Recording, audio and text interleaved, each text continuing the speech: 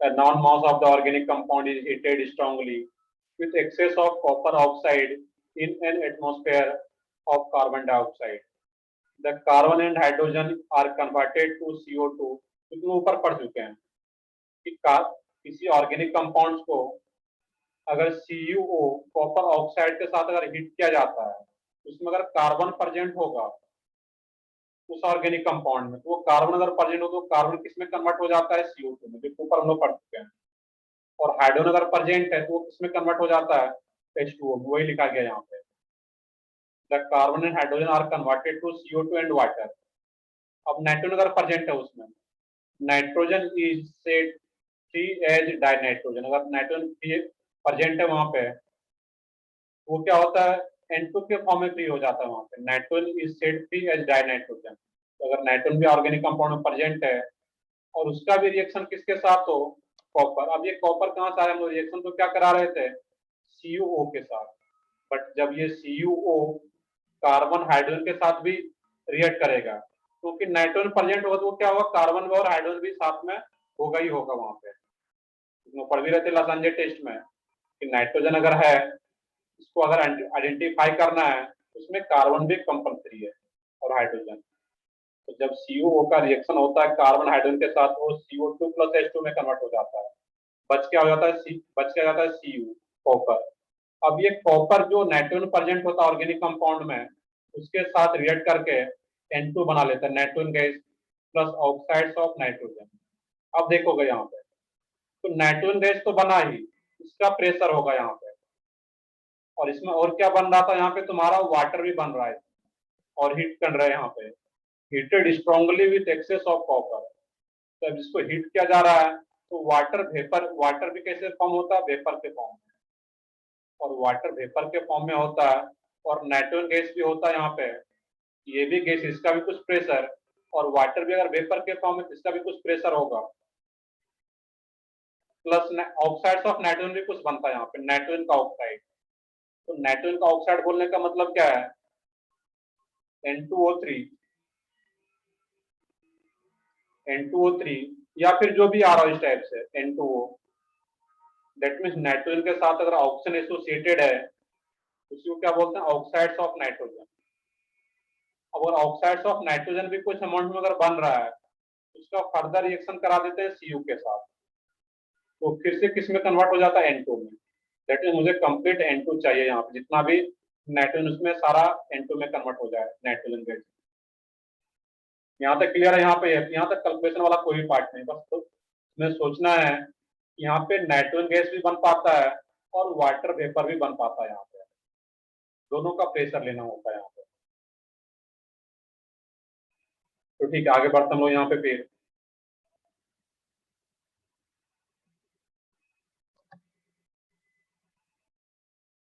यहाँ पे जो N2 आ रहा था, N2 बन गया वहां पे, तो नाइट्रोजन गैस का प्रेशर प्लस वाटर का प्रेशर। अब यहाँ पे कैलकुलेशन वाला पार्ट देखना था कि let the mass of organic compound taken W।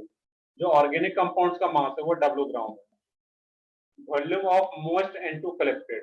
अब जो वॉल्यूम होगा, गैस है तो उसका कुछ वॉल्यूम होगा। अब ये मोस्ट N2 का मतलब क्या है? Nitrogen plus water vapour. Water vapour का जो प्रेशर होगा, जो वॉल्यूम आ रहा है यहाँ पे, तो ये वॉल्यूम देख रहे हैं, तो जो वाटर वेपर आ रहा था उसका जो वॉल्यूम है प्लस नाइट्रोजन गैस का जो वॉल्यूम है, दोनों का कंबाइंड वॉल्यूम आ रहा है 20 सेंटीमीटर। क्लियर? यहाँ पे VmL, सेंटीमीटर का मतलब क्या था? ml में। बैरोमेट्रिक प्रेशर, अब जो पूरे का प्रेशर है वहां पे वो क्या रहा तुम्हारा? PMM। Room temperature T kelvin, question में दिया रहेगा। प्रेशर ऑफ वाटर वेपर, अब सिर्फ वाटर वेपर का प्रेशर दिया गया यहाँ पे एट T केल्विन टेम्परेचर। तो वाटर वेपर का टेम्परेचर क्या दिया गया तुम्हारा? PMM। Pressure of dry N2, ये जो प्रेशर है तुम्हारा, ध्यान से देखोगे, ये प्रेशर कौन सा प्रेशर है? पूरे का प्रेशर है, बैरोमेट्रिक प्रेशर। दैट मींस पूरे जो भी वहां पे आ रहा है प्रेशर, उसका प्रेशर है वहां पे। और इस प्रेशर में तुम्हारा क्या होगा? वाटर का भी प्रेशर, वाटर वेपर का भी प्रेशर होगा और नाइट्रोजन गैस का भी प्रेशर होगा। तो वाटर वेपर का प्रेशर अलग से तुम्हें दे दिया गया है कि पीएमएम स्मॉल पी। तो सिर्फ ड्राई N2 का प्रेशर क्या रहेगा,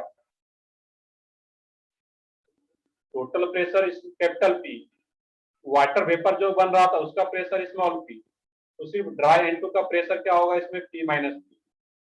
क्लियर है यहाँ तक सब लोगों को, ये बताओ। Yes sir. तो ठीक है, तो यहाँ पे क्लियर है कि यस सर। मतलब ये जो वेसल है तुम्हारा उसमें वाटर वेपर भी और नाइट्रोजन गैस फॉर्म में है, तो दोनों का प्रेशर कंबाइंड प्रेशर यहाँ पे पीएमएम कैपिटल पी, और सिर्फ वाटर वेपर का प्रेशर है स्मॉल पी। तो मुझे ड्राई N2 का प्रेशर चाहिए, सिर्फ नाइट्रोजन का प्रेशर कितना आ रहा है उसका चाहिए वहां पर, वो क्या रहा है पी माइनस पीएमएम। अब यहाँ पे फिर कैलकुलेशन करना था to find the volume of N2 to STP. STP पे N2 का कितना वॉल्यूम आ रहा है वो फाइंड आउट करना है। तो V1 यहाँ पे दिया गया 20 centimetre cube, T2 find out करना है।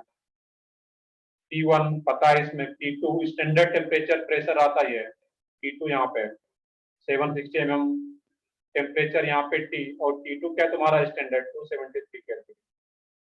अब यहाँ पे जो आ रहा है तुम्हारा P1 V1 T1, एक ये रिलेशन कहाँ से आ रहा है, TV इक्वल टू nRT, सब लोग पढ़ चुके हो फिजिकल केमिस्ट्री में। N तो कांस्टेंट है, R भी कांस्टेंट है, तो चेंज क्या हो रहा है तुम्हारा प्रेशर, वॉल्यूम और टेम्परेचर। ये तो कांस्टेंट है तो T को नीचे लाओगे, PV upon T equal to constant. Clear है यहाँ पे है, इसी को यहाँ पे जनरलाइज करो, P1 V1 equal to P2 V2। इसमें और पेज को अगर थोड़ा नीचे लो, इसमें यहाँ पे सर P2 पर किसका होगा, देखते हैं वहां पे वो जो रहेगा वहां पे। अब देखो यहाँ पे P1 V1 T1, इसमें जो P2 V2 आ रहा है तुम्हारा, ये तो P2 क्या आ रहा है तुम्हारा स्टैंडर्ड प्रेशर, P2 भी स्टैंडर्ड जो आ रहा है तुम्हारा 273 केल्विन। तो मुझे जो स्टैंडर्ड प्रेशर टेम्परेचर पे वॉल्यूम कितना आ रहा है वो फाइंड आउट करना है यहाँ पे। क्लियर है, P2 V2 T2, तो P2 पता है, जो कि क्वेश्चन नहीं दिया है तो अपने मन से लेना है 760 mm ऑफ Hg। T2 पता है, स्टैंडर्ड टेम्परेचर क्या रहता है 273 केल्विन। इसी प्रेशर और टेम्परेचर पे मुझे वॉल्यूम निकालना है इसका, और ये वॉल्यूम तुम्हें गिवन रहेगा T1, और इसका प्रेशर भी तुम्हें गिवन होगा, और टेम्परेचर एक गिवन रहेगा जो T है यहाँ पे। क्वेश्चन में तुम्हें T1 गिवन होगा, T1 भी गिवन रहेगा, और इसका प्रेशर तुम्हें निकालना थोड़ा सा मैनिपुलेट करके यहाँ पे, कि टोटल प्रेशर गिवन होगा और वाटर वेपर का प्रेशर गिवन है, तो ड्राई N2 का P1 निकाल लोगे यहाँ पे। क्लियर है यहाँ पे है, तो V2 equal to P1 V1 upon T1 equal to T2 upon P2। ये तुम्हारा भी स्टैंडर्ड प्रेशर टेम्परेचर पे वॉल्यूम निकल जाएगा यहाँ पे। देखते हैं क्वेश्चन करें तो क्लियर हो जाएगा तुम्हारा वहां पे। तो ये स्टेप 1 आ गया यहाँ पे। अब स्टेप 2 जो तुम्हारा आता है कुछ कैलकुलेशन वाला part, calculation of percentage of nitrogen. Nitrogen का परसेंटेज का कैलकुलेशन करना है। तो अब एक ही रिलेशन भी पढ़े होंगे सब लोग, अलग से बताने की जरूरत नहीं है यहाँ पे। N2 अगर आ रहा है तो इसका मोलिकुलर वेट कितना रहेगा तुम्हारा 28 ग्राम, और 28 ग्राम आ रहा है दैट मीन्स इसका ml में कितना रहेगा, ऐसा कुछ पढ़े होगे, बताओ यस या नो। वॉल्यूम में नो, ऐसा नहीं पढ़े तुम लोग। No sir. मोल कन्वर्ट तो पूरा हो गया है, नहीं सर पूरा नहीं हुआ अभी तक। मोल कन्वर्ट पूरा नहीं हुआ है। देखो यहाँ पे सर रेडॉक्स रिएक्शन चालू है। रेडॉक्स रिएक्शन चालू है, वॉल्यूम के टर्म में ये चीजें पता होना चाहिए, अगर नहीं पढ़े ये तो पता है इसमें। चलो इतना 28 ग्राम तो पता है, नाइट्रोजन का जितना मोलिकुलर वेट होता है, यस सर। एक मोल नाइट्रोजन का अगर एक मोल लेना है तो वो क्या होगा तुम्हारा 28 ग्राम। तो ग्राम के टर्म में ये क्या रहा था, एक मोल पे डिफाइन कर रहे हैं, जितना इसका मोलिकुलर वेट है उतना ही ये 28 ग्राम आ जाता है 1 मोल। तो ये भी एक तुम्हारा आता है 22.4 लीटर। तो एक मोल नाइट्रोजन गैस को बोला जाए यहाँ पे, चलो फिजिकल कुछ मैं ही पढ़ा देता हूँ यहाँ पे है। और इसमें 1 मोल अगर नाइट्रोजन गैस आ रहा है यहाँ पे, अब मान लो कोई तुम्हारा सॉलिड है जिसको ग्राम के टर्म में लिख पाओगे, अब गैस को तो ग्राम में लिखो नहीं, तो गैस को कैसे एक्सपेंड करोगे? 1 मोल आ रहा है तो तुम्हारा, तो 1 मोल अगर N2 गैस है यहाँ पे तुम्हारा, तो उसको लीटर के टर्म में हम लोग एक्सपेंड करते हैं वहां पे। तो 22.4 litre equal to 1 mole nitrogen gas, और ग्राम में एक्सपेंड करते हैं तो 28 ग्राम आ रहा है, तो हम लोग बोलेंगे 1 मोल नाइट्रोजन आ रहा है वहां पे। तो लीटर में ये तुम्हारा रहता है, और इसी को ml में कन्वर्ट करना यहाँ पे, इसको 1000 से मल्टीप्लाई कर दो। तो सेंटीमीटर क्यूब का मतलब क्या होता है? ml, इन अभी बताया, पढ़े भी हो गए। तो 22 पॉइंट, ये तुम्हें याद रखना है रिलेशन यहाँ पे कि 22.4 लीटर आ रहा है, दैट मीन्स ये 1 मोल नाइट्रोजन गैस है। तो 22.4 लीटर या फिर 2400 सेंटीमीटर क्यूब या ml of N2 at STP weight 28 gram. तो ये रिलेशन तुम्हें याद रखना है यहाँ पे। 1 मोल इक्वल टू 28 ग्राम या फिर 22.4 litre in terms of litre अगर बताना हो। अब इसी को यहाँ पे बताया गया ये अगर पढ़े होते तो शायद ये डिफिकल्टी नहीं जाता, बट ठीक है, ये पढ़ाया जाएगा तुम्हें। अभी बस इतना एक ये रिलेशन याद रखना। अब यहाँ पे देखना कि now amount of nitrogen present in W gram of organic compound. अब यहाँ पे तुम्हें सोचना है कि 22 ग्राम में, सॉरी 28 ग्राम नाइट्रोजन गैस अगर आ रहा है, उसको अगर ml के टर्म में लिखो तो वो कितना आ रहा है तुम्हारा? 22.440 ml। तो W ग्राम, 28 ग्राम में इतना, तो W ग्राम ऑफ नाइट्रोजन अगर आ रहा है तो फिर कितना ml में कितना आएगा वो? सॉरी, ये ग्राम में निकालना है। Now amount of nitrogen present in W gram, nitrogen का अमाउंट बताना है W ग्राम में। यहाँ पे बेसिकली वो क्या आएगा वहां पे, वो क्या आ जाता है यहाँ पे 28 ग्राम में इतना,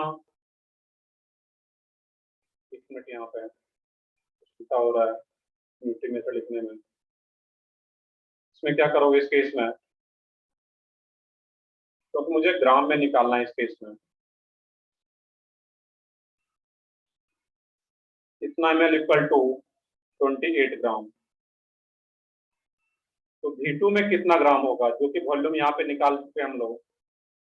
तो V2 अगर आ रहा है यहाँ पे टोटल, इस पे कितना ग्राम रहेगा? तो 28 इंटू V2 डिवाइडेड बाय कितना ग्राम नाइट्रोजन। मुझे बेसिकली ग्राम में ही निकालना है, तभी परसेंटेज आएगा। बट यहाँ पे इस फार्मूले से क्या निकालना है हम लोग यहाँ पे? वॉल्यूम में।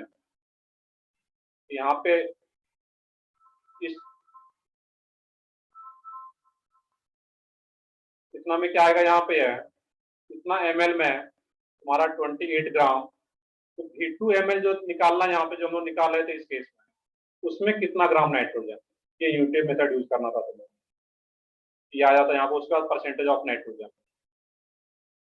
तो नाइट्रोजन का अमाउंट पता चल गया, तो नाइट्रोजन का अमाउंट जैसे पता चल गया तो टोटल जो वेट था उससे डिवाइड कर देना था इंटू 100, तो अपने आप आ जाएगा। और ये अगर नहीं हो रहा तो डायरेक्टली फार्मूला दिया गया जिसको याद रखना है तो मैं यहाँ पे, और इसके अलावा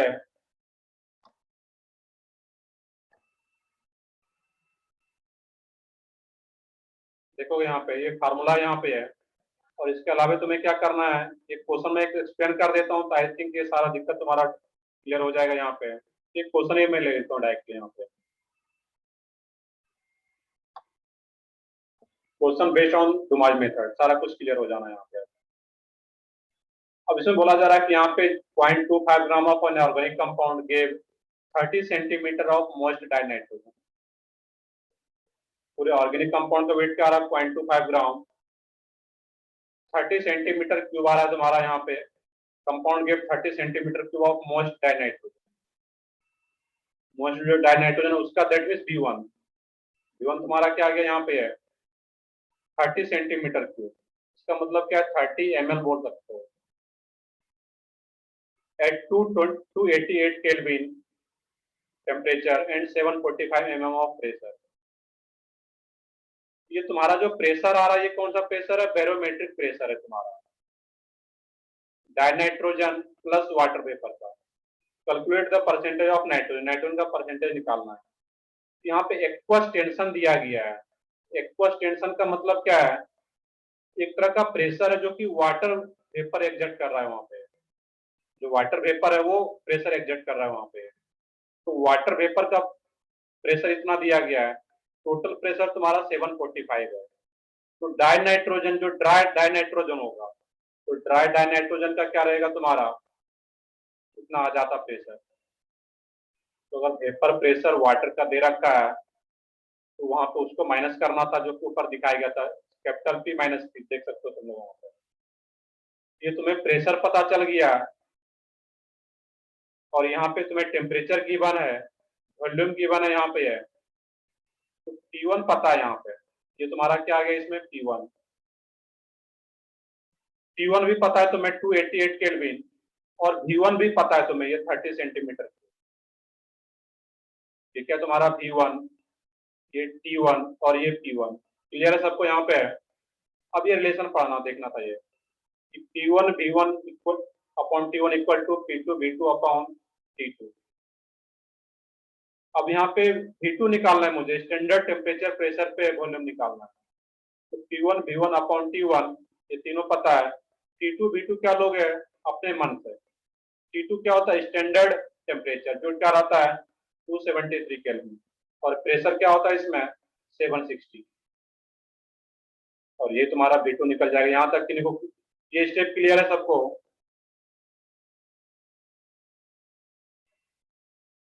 बताओ सब लोग, बताओ यहाँ से। यहाँ पे तुम्हें क्वेश्चन क्लियरली दिख रहा है यहाँ पे कि T1 पता है, T1 पता है, तो ठीक है, यहाँ तक क्लियर है। Yes. बिल्कुल P2 T2 तुम्हारा फिक्स है। ये जो आ रहा है तुम्हारा P2 T2 वो चेंज कभी नहीं होगा, स्टैंडर्ड टेम्परेचर प्रेशर लेता है। ये चीज अभी नहीं पढ़े तुम लोग? नहीं पढ़े शायद, इसलिए दिक्कत हो रहा है इसमें, क्योंकि ये चीजें बताया जाता है फिजिकल केमिस्ट्री। नहीं सर पढ़े। पढ़े ऐसा? तो पढ़े तो स्टैंडर्ड प्रेशर टेम्परेचर क्या यूज करते हैं हम लोग?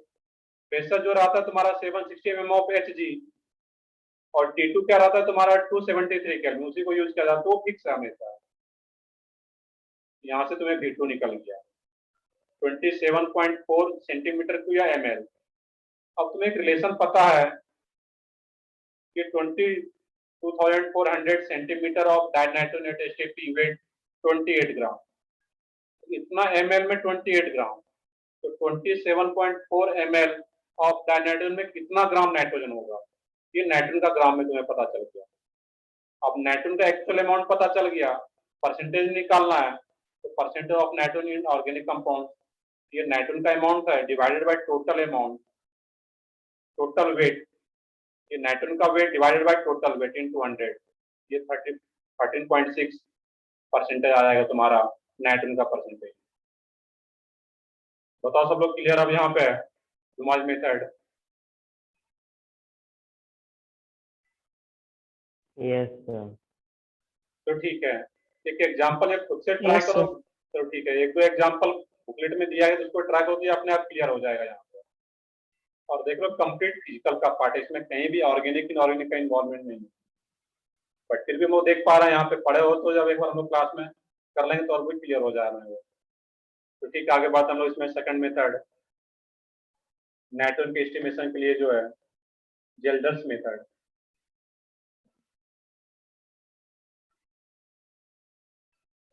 अब यहाँ पे देखोगे कि this method is simpler and convenient. It is largely used for the estimation of nitrogen in food. किसी फूड में नाइट्रोजन का एस्टिमेशन को अगर ये फाइंड आउट करना है वहां पे है, उसके लिए हम लोग यूज कर पाते हैं फूड या fertiliser and drugs. The method is however not applicable. एक ये इंपॉर्टेंट जो मैंने अंडरलाइन कर भी रखा है, दिख रहा होगा तुम्हें भी इसको हाईलाइटर है किसी टाइप से हाईलाइट करो या फिर अंडरलाइन करके याद रखना। मेंस में कई बार क्वेश्चन पूछा गया यहाँ पे, सिर्फ इसी एक लाइन दो लाइन पे, कि जेल्डर्स मेथड किसके लिए यूज नहीं करते हैं या किसके लिए यूज करते हैं। ये याद रखना कि this method is however not applicable two compounds containing nitrogen. Nitrogen तो होगा बट किस लिए एप्लीकेबल नहीं होगा? Not applicable two compounds containing nitrogen in the ring like pyridine। Nitrogen अगर रिंग में है लाइक pyridine या क्विनोलाइन। क्विनोलाइन तो एक कॉम्प्लेक्स स्ट्रक्चर है, बट pyridine हम लोगों को पता है। ये क्या है, रिंग के बीच में एक नाइट्रोजन आ जाए यहाँ पे, इसको क्या बोलते हैं, pyridine। बिल्कुल, क्विनोलाइन एक कॉम्प्लेक्स स्ट्रक्चर, उसको मैं यहाँ पे ड्रॉ नहीं कर रहा हूँ, यहाँ पे है, इसमें 3-4 बेंजीन आ जाता है, कई सारे नाइट्रोजन एटम रहता है, तो pyridine है। बट इतना याद रखना कि क्विनोलाइन में भी जो होता है, रिंग के बीच में ही नाइट्रोजन आ जाता है, उसमें 4-5 रिंग रहता है वहां पे, कॉम्प्लेक्स स्ट्रक्चर हो तो उसकी जरूरत नहीं है। सिंपल सा याद रखना है कि रिंग के बीच में अगर नाइट्रोजन आ जाए, जैसे कि यहाँ पे आ रहा है pyridine, उसके लिए एप्लीकेबल नहीं होता है। And the compounds containing nitro group, अगर उसमें NO2 ग्रुप प्रेजेंट है तो उसके लिए भी एप्लीकेबल नहीं होता है वहां पे, नाइट्रो ग्रुप के लिए भी एप्लीकेबल नहीं है। एंड एक लास्ट में डाइजो, तो पढ़ भी चुके थे डाइजो क्या होता है, जहां कहीं भी तुम्हें N डबल बॉन्ड N दिखे और दोनों साइड जो भी ग्रुप हो उससे मतलब नहीं है, N डबल बॉन्ड N अगर दिख रहा है तो मैं इसी को बोलते हैं डाइजो ग्रुप। ये तीन के लिए अप्लीकेबल नहीं होता है, एक तो डाइजो के लिए भी अप्लीकेबल नहीं है, NO2 ग्रुप भी अगर प्रेजेंट है उसके लिए भी अप्लीकेबल नहीं है, और pyridine लाइक रिंग में अगर नाइट्रोजन एटम आ जाए। एक और भी कोई एग्जांपल ले लो, यहाँ पे है नाइट्रोजन, ये भी अगर कंपाउंड हो इसके लिए भी एप्लीकेबल नहीं है, जिल्डर्स में खड़ी यहाँ पे। दैट मीन्स रिंग में ही नाइट्रोजन एटम हो तो उसके लिए एप्लीकेबल नहीं है, नाइट्रो ग्रुप के लिए एंड डाइजो ग्रुप के लिए। ये 3 पॉइंट यहाँ पे 3 टर्म आ रहा है, pyridine, दैट मीन्स रिंग में ही नाइट्रोजन एटम आ जाए, नाइट्रो एंड डाइजो ग्रुप, इसके लिए एप्लीकेबल नहीं होता यहाँ पे। तो ठीक है, हम आगे जो ये बस एक लाइन 2 लाइन का है, इसको इंपॉर्टेंट पॉइंट है, इसको याद रखना है। बिल्कुल बाकियों के लिए एप्लीकेबल होगा। एक मान लो कि ये कंपाउंड है, यहाँ पे कोई भी कंपाउंड एनिलीन हो, यहाँ पे ये भी एप्लीकेबल होगा।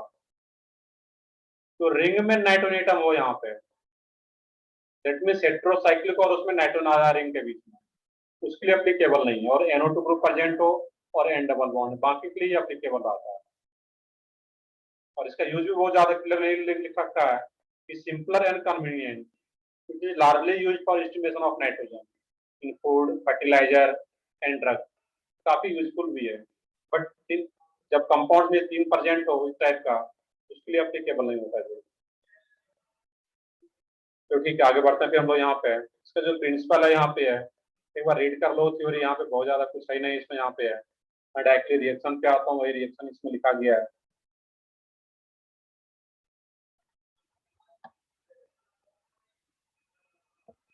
अब यहाँ पे देखना था तो मैं कि केमिकल रिएक्शन इन्वॉल्व आर, अब मान लो कि यहाँ पे नाइट्रोजन का एस्टिमेशन करना है, तो उसमें क्या होगा, तुम्हारा कार्बन भी प्रेजेंट हो सकता है उस ऑर्गेनिक कंपाउंड में, हाइड्रोजन भी होगा, सल्फर भी होगा। बट जब उसका रिएक्शन H2SO4 के साथ कराते हैं, कंसंट्रेटेड H2SO4 और एक डाइल्यूट में वाटर का कंटेंट ज्यादा है, कंसंट्रेटेड डाइल्यूट कम है, वाटर कम है। यहाँ जब इसका रिएक्शन होता है तो कार्बन किस में कन्वर्ट हो जाएगा, CO2, H किस में कन्वर्ट हो जाएगा, H2O में, और सल्फर प्रेजेंट होगा उस ऑर्गेनिक कंपाउंड में, वो किस में कन्वर्ट हो जाता है, SO2। और नाइट्रोजन अगर प्रेजेंट है उस ऑर्गेनिक कंपाउंड में, तो नाइट्रोजन का जब रिएक्शन कंसंट्रेटेड H2SO4 के साथ कराते हैं, वो किस में कन्वर्ट होगा, तुम्हारा अमोनियम सल्फेट, इसका नेम क्या है, अमोनियम सल्फेट। अब इस अमोनियम सल्फेट का रिएक्शन कराते हैं किसी बेस से, लाइक NOH, और जब NOH के साथ रिएक्शन होता है इस अमोनियम सल्फेट का, ये किस में कन्वर्ट हो रहा है, sodium sulphate, Na2SO4 plus ammonia plus water, ये अमोनिया यहाँ से बन पा रहा है। अब जो अमोनिया यहाँ पे बन पा रहा है, उस अमोनिया का फर्दर रिएक्शन किसके साथ करा देते हैं, वो यहाँ पे H2SO4 के साथ, तो फिर से क्या बन जा रहा है यहाँ पे, अमोनियम सल्फेट। और फिर अमोनियम सल्फेट बन रहा है, फिर से NOH के साथ रिएक्शन हो तो वो क्या बनेगा, अमोनिया। यहाँ पे देखते हैं इसका कैलकुलेशन में क्या रोल होता है, इस रिएक्शन कैसे यूज करता है। यहाँ पे जो मास दिया गया है, mass of organic compound W gram, voice तो आ रहा है प्रॉपर सबको, Yes, sir. जो ठीक है। तो कैलकुलेशन इंपॉर्टेंट है यहाँ पे, कैलकुलेशन कैसे करना है। जो भी ऑर्गेनिक कंपाउंड है, टोटल मास दे रखा है W gram, volume of standard acid से HCl। अब यहाँ पे H2SO4 एसिड लिया जाए या फिर HCl लिया जाए, कोई भी ले सकते हो यहाँ पे। क्लियर है? यहाँ पे HCl इसीलिए लिया जा रहा है, देखते हैं इसका रीजन क्या कि HCl ही कैलकुलेशन में क्यों ले रहे हैं। HCl इसलिए लिया जाता है कैलकुलेशन में क्योंकि HCl और जब NaOH आपस में रिएक्ट करेगा यहाँ पे है, ये क्या बना देगा यहाँ पे NaCl प्लस वाटर। तो कैलकुलेशन बैलेंसिंग में कोई दिक्कत, इसका भी 1 मोल, इसका भी 1 मोल और ये भी 1। तो स्टोइचोमेट्रिक कोफिशिएंट जो रहता है इसका वो 1 रहता है, इसलिए जनरली कैलकुलेशन के टाइम हम लोग HCl ले लेते हैं यहाँ पे। ये पॉइंट क्लियर है सबको जो मैं अभी एक्सप्लेन किया कि HCl ही जनरली क्यों यूज करते हैं। तो NaOH भी जब यूज करते हैं तो एक मोल दोनों का न्यूट्रलाइजेशन रिएक्शन यूज हो पाता है, दैट मीन जनरली लोग HCl ही यूज कर लेते हैं, बाकी H2SO4 भी यूज किया जाता है उसके लिए। तो ठीक है, यहाँ पे वॉल्यूम ऑफ स्टैंडर्ड एसिड, तो H2SO4 या HCl जो भी हो उसका जो वॉल्यूम होगा वो 20 सेंटीमीटर क्यूब है।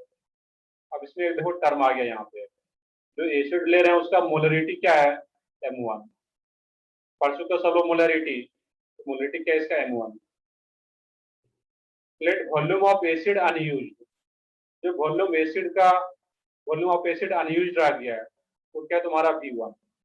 अब अनयूज्ड का मतलब क्या है तुम्हारा, अब यहाँ पे जो H2SO4 का रिएक्शन हो रहा है यहाँ पे है और उसके बाद भी कुछ अगर बच गया तो फिर फर्दर किसके साथ रिएक्ट कर लेते हैं, NH3 के साथ। देखते हैं आगे वहां पे हो, volume of acid unused be वो क्या आ रहा है V1। अब यहाँ पे आ रहा है let volume of alkali, volume of alkali उसका वॉल्यूम क्या आ रहा है तुम्हारा V2, जिसका कि मोलरिटी क्या दिया हुआ है M2। Volume of alkali used for neutralising unused acid. अब जो तुम्हारा अनयूज्ड एसिड है, अनयूज्ड एसिड जो भी है तुम्हारा, जो कि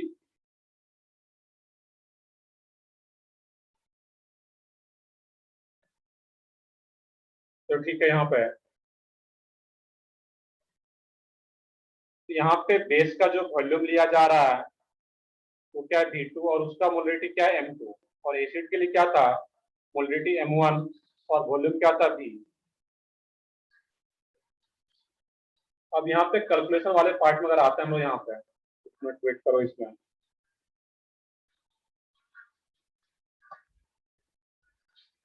यहाँ पे देखें हम लोग यहाँ पे इस केस में कि वॉल्यूम ऑफ अल्कली से NaOH ऑफ मोलरिटी M2। अब यहाँ पे देखने की जो केमिकल रिएक्शन है NaOH प्लस HCl, तो जो HCl अनयूज्ड है तुम्हारा यहाँ पे, अनयूज्ड क्या बच गया यहाँ पे है, HCl पहले किसके साथ रिएक्ट कर रहा था तुम्हारा, तो सबसे पहले HCl किसके साथ रिएक्ट कर रहा था तुम्हारा इसमें, इस कंपाउंड के साथ, नाइट्रोजन के साथ जब रिएक्ट किया H2SO4 या HCl तो ये कंपाउंड बना लिया। अब जो अनयूज्ड बच गया तुम्हारा यहाँ पे वो किसके साथ रिएक्ट कर लेता है, NaOH के साथ।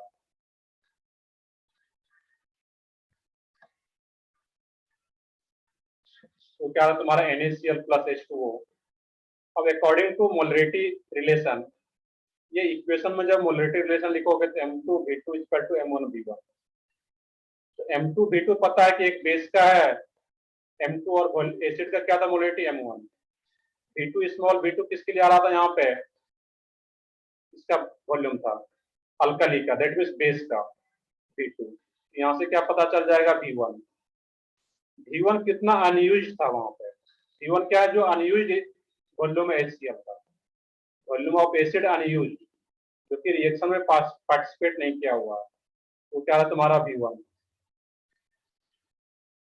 बिल्कुल ये टाइट्रेशन टाइप से है सुदर्शन। यहाँ पे क्या है, टाइट्रेशन पढ़ चुके होंगे फिजिकल केमिस्ट्री में, बताओ सब लोग यस या नो, टाइट्रेशन कुछ पढ़े है, नहीं सर। नहीं पढ़े है, चलो ठीक है। देखो टाइट्रेशन भी नहीं पढ़े, मोलरिटी भी, देखो इसका एक कंडीशन यहाँ पे ये है, बाकी जब फिजिकल पढ़ लोगे, अब इसमें तो कंप्लीट टाइट्रेशन यूज हो रहा है, यहाँ पे टाइट्रेशन पढ़ने का तो दिक्कत तो जाएगा ही। ऐसे क्वेश्चन में तुम ये करो इस मेथड के लिए, जेल्डस के लिए। सर क्या होता है ये टाइट्रेशन? नहीं टाइट्रेशन फिर अगर पढ़े नहीं तो मैं इसमें फिजिकल केमिस्ट्री में पूरा पढ़ा नहीं सकता तुम लोगों को, तो तुम्हें इसके लिए डायरेक्टली अभी अगर जेल्डर्स मेथड का क्वेश्चन आता है बुकलेट में तो डायरेक्टली तुम्हें ये फार्मूला यूज करना है अभी, क्योंकि ये प्रोसेस समझने के लिए तुम्हें टाइट्रेशन आना चाहिए। आई थिंक मुझे लगा कुछ पढ़ चुके होगे, बट नहीं पढ़े तो तुम्हें डायरेक्टली अभी फार्मूले से क्वेश्चन करना पड़ेगा। यहाँ पर जो फार्मूला दे रखा है फार्मूले पे पुट करो। बेसिसिटी पढ़े किसी एसिड का, बेसिसिटी क्या होता है? तो ये नहीं पढ़े थे, एक और बताओ। देखिए यहाँ पे दिया गया कि कैपिटल एन और acid. Sir voice is breaking. Voice break हो रहा है। टाइट्रेशन भी फिजिकल केमिस्ट्री का ही पार्ट है। सर से पूछना तुम, जैसे सर पढ़ा रहे हैं तुम लोगों को, तो सर से पूछना सर ऑर्गेनिक केमिस्ट्री में कहीं पे टाइट्रेशन आ रहा है, एक टर्म यहाँ पे जो एन लिखा गया कैपिटल एन, कैपिटल एन का मीनिंग क्या होता है? नॉर्मलिटी। ये पढ़े तुम लोग नॉर्मलिटी? No sir. नो नहीं पढ़ा। सर चलो तो फिर इस पार्ट को तुम्हें छोड़ ही देना पड़ेगा। ये क्वेश्चन नॉर्मलिटी मोलरिटी पढ़े तो उसी के साथ वहां पे नॉर्मलिटी भी आता है, तो भी तुम्हें पढ़ाया जाएगा। टाइट्रेशन भी पढ़ोगे तो तुम्हें परेशान होने की जरूरत नहीं। कंप्लीट फिजिकल का है, बट इतना है कि जब फिजिकल पढ़ लोगे ये सारा पार्ट अपने से कर लोगे वहां पे। अब ये क्वेश्चन आता है तो स्किप भी कर सकते हो, क्योंकि जब तुम्हारा मेंस का पेपर होगा तो उसके अंदर पढ़ चुके होगे। जब ये सारा कुछ पढ़ लोगे ये खुद से हो जाएगा तुम्हारे से, तो कुछ नया पार्ट नहीं। तो ठीक है, मोलिटी हो गया, बट नॉर्मलिटी यहाँ पे एन का मीनिंग क्या है? नॉर्मलिटी। और नॉर्मलिटी के साथ जो रिलेशन होता है यहाँ पे है एन इंटू एम। ये रिलेशन होता है नॉर्मलिटी का मोलिटी के साथ। ये एन फैक्टर होता है यहाँ पे। ये चीजें आगे पढ़ोगे, इसके लिए हम लोग अभी डिटेल में नहीं जा रहे हैं। इसको स्किप करो, ऐसा क्वेश्चन अगर आता है तो जेल्डर्स मेथड में काफी इन्वॉल्व होता है। टाइट्रेशन, नॉर्मलिटी उसको छोड़ दो। उसके अलावा हम लोग आगे बढ़ते हैं। अभी आगे का जो मेथड है उसको खुद से कर पाओगे यहाँ पे। बिल्कुल मोलरिटी और मोलरिटी में रिलेशन हो गया है, तो वैसा ही रिलेशन फिर नॉर्मलिटी एंड मोलरिटी में होता है। उसका यहाँ पे यूज था नॉर्मलिटी का, वो कर लोगे, उसमें परेशान बिल्कुल भी नहीं होना है तुम्हें। वो खुद जब फिजिकल पढ़ लोगे तो अपने आप हो जाएगा। आगे हम लोग बात है यहाँ पे है estimation of halogen by Carius method. ये काफी आसान सा है कि halogen is estimated as silver halide in Carius method. In the process organic halide is treated with acidified silver nitrate solution to get silver halide which is washed, dried and wetted। अब यहाँ पे क्या रहता है, जो organic halide है उसका reaction किसके साथ करते हैं हम लोग? सिल्वर नाइट्रेट के साथ। अब यहाँ पे क्या होता है तुम्हारा, मान लो कि सिल्वर ऑर्गेनिक हैलाइड है, उसका रिएक्शन अगर सिल्वर नाइट्रेट के साथ करते हैं, उसमें जो अगर हाइड्रोजन प्रेजेंट होगा तो वो किस में कन्वर्ट हो जाएगा तुम्हारा? AgX में।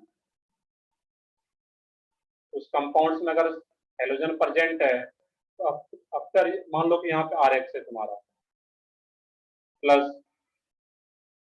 AgNO3। RX का मतलब क्या? कोई भी अल्काइल हैलाइड, ऑर्गेनिक कोई हैलाइड हो वहां पे तुम्हारा, और AgNO3, ये क्या बन जाएगा प्रोडक्ट? AgX और ये RNO3, ये बन जाता है इस टाइप से। ये जो AgX फॉर्म हो रहा है यहाँ पे, इसी को देखना है यहाँ पे।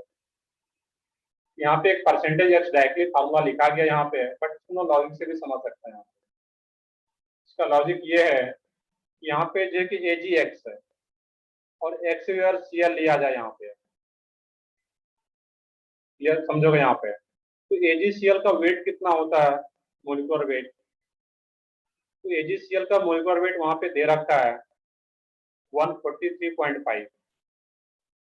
अब तुम्हें बताना है कि 143.5 ग्राम में ये टोटल वेट है AgCl का। तो 143.5 ग्राम AgCl में क्लोरीन कितना होगा? ये सोच के बताओ, क्लोरीन का मोलिकुलर मास कितना होता है? 35.5। 35.5। क्वेश्चन यहाँ पे वही है कि 143.5 ग्राम ऑफ AgCl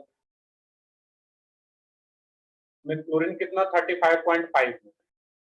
अब मान लो कि AgX जो फॉर्म हो रहा है तुम्हारा, AgCl जो फॉर्म होगा उसका वेट क्वेश्चन में तुम्हें गिवन होगा। क्लियर है? तो 143.5 ग्राम ऑफ AgCl में 35.5 ग्राम Cl क्लोरीन, तो x ग्राम अगर AgCl है तुम्हारा,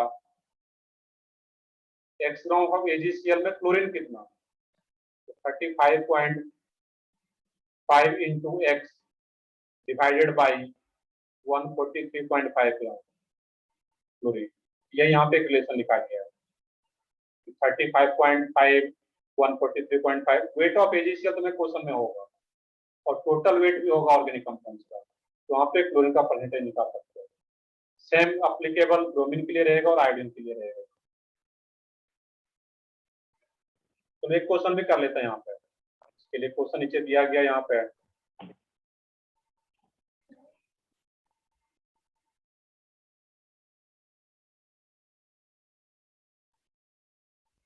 इसके लिए क्वेश्चन नहीं दिया गया यहाँ पे, बट क्वेश्चन कर लोगे बुकलेट में, तो सिंपल सा यहाँ पे क्वेश्चन।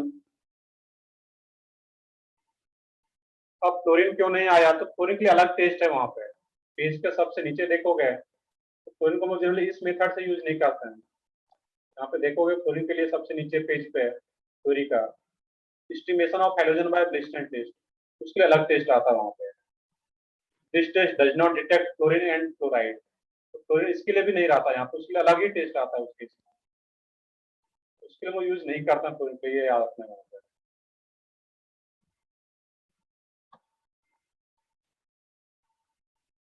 यह काफी आसान सा था, इसको खुद से रीड करोगे।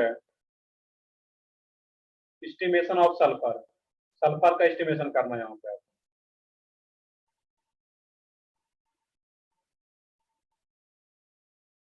क्लोरीन के एस्टिमेशन की अलग टेस्ट है जो कि अपने को यहाँ पे पढ़ना नहीं है, यहाँ पे ड्यूरेट टेस्ट से भी नहीं हो पाता है।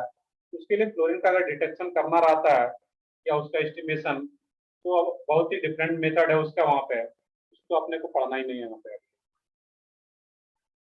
नेक्स्ट है इसमें एस्टिमेशन ऑफ सल्फर, तो सल्फर का एस्टिमेशन कैसे करते हैं यहाँ पे है। तो sulphur is estimated as barium sulphate in the process of organic compound having sulfur is taken in carrier tube containing HNO3. This sulfuric acid is passed through excess of BaCl2 to get BSO4, which is washed, dried and wet. अब यहाँ पर भी same logic है, यहाँ पर logic क्या है तुम्हारा, इसमें फाइनली जो कोड बनता है BSO4, इसका वेट तुम्हें गिवन रहता है क्वेश्चन में। अब BSO4 का जो मोलिकुलर वेट है तुम्हारा क्वेश्चन में यहाँ पे दे रखा है 233, मतलब क्वेरी में 233 ग्राम इसका मोलिकुलर वेट। इसमें सल्फर कितना है ये सोच के बताओ कि टोटल मोलिकुलर वेट 233 ग्राम, इसमें सल्फर कितना होगा 32, सल्फर का मोलिकुलर वेट कितना है 32। अब यहाँ पे सिंपल सा लॉजिक है 233 ग्राम ऑफ BSO4, सेम जो ऊपर में पढ़े थे हम लोग, उसमें 32 ग्राम ऑफ सल्फर, तो x ग्राम जो क्वेश्चन में तुम्हें दिया रहेगा, x ग्राम ऑफ BSO4 में कितना ग्राम sulphur, 32 into x divided by 233, तो लिखा गया यहाँ पे। वेट ऑफ BSO4 क्वेश्चन में गिवन रहेगा तुम्हें, और वेट ऑफ ऑर्गेनिक कंपाउंड भी गिवन रहेगा इंटू 100, तो अपने आप कैलकुलेट कर लेते हैं। ये हैलोजन के जैसा ही है, बट सल्फर के लिए एक एग्जांपल नीचे दिया गया, तो इस एग्जांपल को हम देख लेते हैं पहले।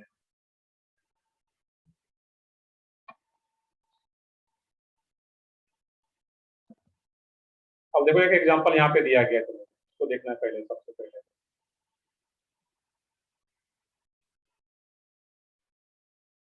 in sulfur estimation 0.157 gram of organic compound gave 0.4813 gram of BSO4. Clear है? What is the percentage of sulphur in organic compound, ये क्वेश्चन। इसमें क्या है तुम्हारा यहाँ पे, तो तुम्हें जनरल मेथड यूज करना होगा। 233 ग्राम ऑफ BSO4 में सल्फर कितना है 32 ग्राम, तो 0.4813 ग्राम ऑफ BSO4 में सल्फर कितना होगा, तो 32 इंटू 0.4813 डिवाइडेड बाई 233, ये तुम्हारा सल्फर का ग्राम में आ गया। तो सल्फर का वेट पता चल गया ग्राम में, टोटल वेट कितना है तुम्हारा कंपाउंड ऑर्गेनिक कंपाउंड्स का 0.157 divided by 100 sorry multiplied by 100। तो ग्राम का जो सल्फर का जो ग्राम में वेट आ गया उसको डिवाइड कर देना था टोटल वेट से इंटू 100, हमारा परसेंटेज में आ जाता सल्फर का। क्लियर है सबको यहाँ पे ये है। तो वेट ऑफ BSO4 गिवन रहेगा क्वेश्चन में, वेट ऑफ ऑर्गेनिक कंपाउंड तुम्हें गिवन है यहाँ पे, बस ये एक सिंपल सा लॉजिक मोलिकुलर वेट वाला लॉजिक तुम्हें लगा देना पड़ेगा, और ये सेम लॉजिक हैलोजन का यूज कर रहे थे। तो ठीक है, अब अगर उसमें जब रिएक्शन होता है उसमें तो वॉश ड्राइड वेट का मतलब क्या वहां पे है, तो पहले अगर कुछ इम्प्योरिटीज है तो उसको वॉश करोगे, सुखाओगे, उसको ड्राइड करना है, तभी तो उसको वेट करोगे, तो उसका वही मीनिंग है उसमें, क्योंकि प्योर फॉर्म में मिल पाएगा। तो ठीक है, इसमें एक और था फास्फोरस के एस्टिमेशन के लिए, तो उसको भी खुद से देख सकते हो यहाँ पे, जब फास्फोरस का एस्टिमेशन होता है उसमें फाइनली क्या बन जाता है तुम्हारा यहाँ पे Mgp2O7। Mgp2O7 अगर आ रहा है, इसका मोलिकुलर मास 222 ग्राम, तो 222 gram of molecular mass of Mgp2O7, उसमें फास्फोरस कितना है P2, एक फास्फोरस का molecular weight 31 into 2 62 gram of phosphorus. तो 222 ग्राम ऑफ Mgp2O7 में 62 gram phosphorus, x gram of Mgp2O7 में कितना ग्राम फास्फोरस कितना आ जाता, टोटल वेट से डिवाइड कर देते इसको इंटू 100, तो परसेंटेज में आ जाता है। क्लियर है यहाँ पे है। इसके लिए क्वेश्चन खुद से देखो, उसको कर पाओगे खुद से। और लास्ट है एस्टिमेशन ऑफ ऑक्सीजन, इसको भी एक बार खुद से रीड करो यहाँ पे है, इसके लिए भी सेम फार्मूला अप्लीकेबल होता है यहाँ पे, इसके लिए भी जो रहता है यहाँ पे सेम जैसा कि हेलोजन के लिए था, सल्फर के लिए था, सेम तरीका यहाँ भी अप्लाई करना रहता है ऑक्सीजन के एस्टिमेशन के लिए।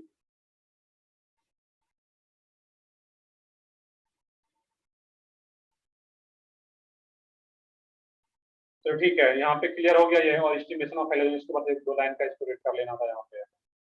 अब इसका जितना भी क्वेश्चन है इसको कंप्लीट करो तुम लोग, और न्यूमेरिकल टाइप का क्वेश्चन नहीं हो रहा है एक बार इसको रीड करो यहाँ पे बुकलेट में, और जेल्डर्स मेथड का क्वेश्चन आता है तो उसको अभी छोड़ दोगे वहाँ पे, वो अपने आप हो जाएगा, बाकी उसके अलावे सारे क्वेश्चन कर सकते हो। तो ठीक है, इसको कंप्लीट करो, इसका डॉट मैं नेक्स्ट वीक में कभी, क्योंकि इस वीक में शायद लेक्चर भी कम लगा हुआ है, दोनों का टेस्ट भी था, फिर भी मेरा 3 लेक्चर होगा जो भी है। कल के लेक्चर से हम लोग नेक्स्ट टॉपिक जो नेक्स्ट चैप्टर है पीरियोडिक टेबल, उसको स्टार्ट करने जा रहे हैं हम लोग। बाकी इसका जो क्वेश्चन है न्यूमेरिकल पार्ट उसको कंप्लीट करो, और पीओसी और जो मेन पार्ट है हम लोग डिस्कस करते हैं क्लास में। अब इसमें फ्लेम टेस्ट जो है यहाँ पे, तो फ्लेम वहां पे कुछ नहीं, मैंने बताया था पिछले क्लास में भी कि फ्लेम जो घुर्नर बंधन गुंसन फ्लेम होता है वहां पे मोमबत्ती, ये कैंडल का जो होता है, मोमबत्ती जो होता है तुम्हारा, कैंडल का जो फ्लेम होता है जब जलता है, इसी तरह का एक फ्लेम आता है जो कि कलर क्या होता है, ग्रीन कलर का आ जाता है, उसको हम लोग ग्रीन फ्लेम बोलते हैं वहां पे। बस ये टर्म आ रहा है। बिल्कुल सेकर पीरियोडिक टेबल तुम्हारा क्या आ जाता है, इनऑर्गेनिक केमिस्ट्री का पार्ट आ जाता है। अभी तक हम लोग स्टार्टिंग से अभी तक ऑर्गेनिक केमिस्ट्री पढ़ रहे थे, ऑर्गेनिक केमिस्ट्री का एक चैप्टर और आएगा जो कि लास्ट में हम लोग पढ़ेंगे, बट अभी हम लोग जब स्टार्ट करेंगे इनऑर्गेनिक केमिस्ट्री, इनऑर्गेनिक केमिस्ट्री चलेगा अभी, तो पीरियोडिक टेबल, उसके बाद एक तुम लोगों को एक और बुकलेट मिला होगा BIN का, बेसिक इनऑर्गेनिक नोमेनक्लेचर, इसके अलावा एक और बुकलेट मिला होगा तुम लोगों को केमिकल बॉन्डिंग। ये सारा चैप्टर जो रहा था इनऑर्गेनिक केमिस्ट्री का, इसमें कुछ भी अब रटना नहीं, सब समझने वाला चैप्टर है। एक इसमें पीओसी वाला पार्ट कुछ मेमोराइज करने वाला पार्ट था, इसके आगे कहीं भी कुछ मेमोराइज करने वाला पार्ट नहीं।